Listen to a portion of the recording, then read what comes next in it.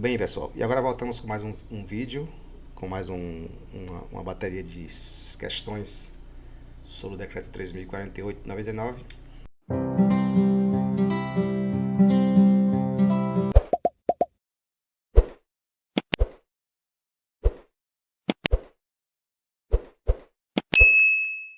O INSS entende como justificação administrativa um meio para suprir o excesso ou suficiência de documento ou para produzir prova de fato ou circunstância de interesse dos beneficiários perante a Previdência Social. A você que não conhece o nosso canal, eu estou falando com quem não conhece o canal, quem conhece já sabe. Você lê a questão conosco, pausa o vídeo e depois confere o gabarito. Obviamente, não vamos aqui esperar você responder e pausar aqui para não ficar muito longo o vídeo, mas você pausa aí com sua honestidade e continua na sequência. A questão 16, gabarito é errado.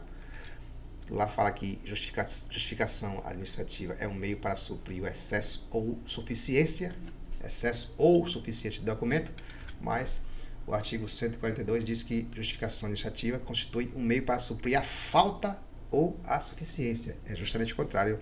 A pegadinha é essa. Basicamente não vai ser feita por banca alguma, mas aqui como exercício vale para você aprender um pouquinho mais.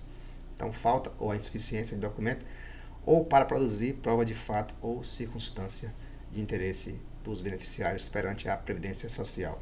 Questão 16, então, errada por essa pegadinha básica de trocar excesso ou suficiência por falta ou insuficiência. 17. Nenhum benefício ou serviço da Previdência Social poderá ser criado, majorado ou estendido sem a correspondente fonte de custeio total. Outro dado interessante é que, uma vez concedido o benefício assegurado ou dependente, aquele não pode ser objeto de penhora, arresto ou sequestro. Certo ou errado aí? Você já tentou responder. 17 está certa. Realmente é o que fala literalmente lá os artigos 152 e 153. Nenhum benefício ou serviço da Previdência Social poderá ser criado, majorado ou estendido sem a correspondente fonte de custeio total. 153. O benefício concedido ao segurado ou dependente não pode ser objeto de penhora, arresto ou sequestro, sendo nula de pleno direito a sua venda ou cessão ou a constituição de qualquer ônus sobre ele, bem como a outorga de poderes irrevogáveis ou em causa própria para seu recebimento, ressalvado o disposto no artigo 154, pois você pode ler lá no decreto 3.048. A questão 18, entre o que pode ser considerado como outras receitas da Seguridade Social, não se pode incluir as receitas patrimoniais, industriais e financeiras. Certo ou errado, na sua opinião e com base no que você vem estudando?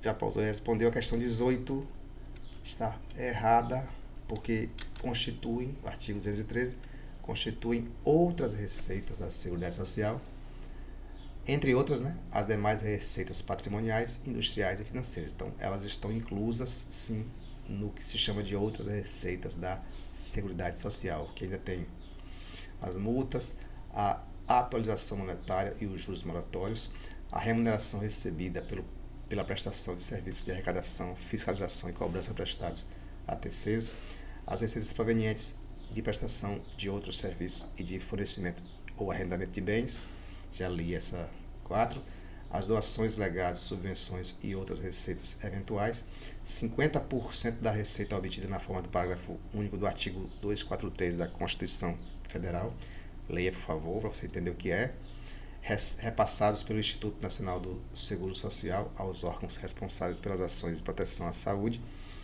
e a ser aplicada no tratamento e recuperação de viciados em entorpecentes e drogas afins, 40% do resultado dos leilões dos bens apreendidos pela Secretaria da Receita Federal e outras receitas previstas em legislação específica. 19. O operador portuário e o órgão gestor de mão de obra são solidariamente responsáveis pelo pagamento das contribuições previdenciárias e demais obrigações, inclusive acessórias, devidas à Seguridade Social, arrecadadas pelo Instituto Nacional do Seguro Social relativamente à requisição de mão de obra de trabalhador avulso, vedada a invocação do benefício de ordem. Certo ou errado, na sua opinião? A você que já entendeu a questão aí, 19 está certa. Basicamente é o que está lá no artigo 223, literalmente. O operador portuário e o ógmo são solidariamente responsáveis pelo pagamento das contribuições previdenciárias e demais obrigações, inclusive acessórias devidas à Seguridade Social, arrecadadas pelo Instituto Nacional do Seguro Social, relativamente à requisição de mão de obra do trabalhador avulso, vedada a invocação do benefício de ordem. E a questão 20, para encerrar esse simulado: o crédito relativo a contribuições, atualização monetária, juros de mora, multas, bem como a outras importâncias, em hipótese alguma, está sujeito, nos processos de falência, concordado ou concurso de credores, às disposições atinentes aos créditos da União, aos quais é equiparado. Questão 20. E desde já, muito obrigado a você que chegou até aqui. Se você quiser compartilhar, curtir e inscrever-se conosco, fique à vontade. Assim você apoia o canal. Comente também aí qualquer tipo de observação que você reparou e que eu não reparei aqui durante o simulado. Ou também comente com a hashtag concurso INSS. Questão 20, errado. Basicamente porque a questão fala que os créditos lá, né, em hipótese alguma, estão sujeitos, mas o decreto 3.048 de 99 diz que, no seu artigo 246, que o crédito relativo a contribuições, atualização monetária, juros de mora, multas, bem como a outras importâncias, está sim sujeito. Então, não tem esse negócio de em hipótese alguma não está. Então, está sim sujeito, nos processos de falência, concordata ou concurso de credores, às disposições atinentes aos créditos da União, aos quais é equiparado. O INSS reivindicará os valores descontados pela empresa do segurado, empregado e trabalhador avulso, as decorrentes da subrogação de que tratamos nos incisos 1 e 2 do parágrafo 7º do artigo 200. E aí você tem que ler lá no decreto lá a que ele se refere e as importâncias retidas na forma do artigo 219 e não recolhidos, sendo que esses valores não estão sujeitos ao concurso de credores.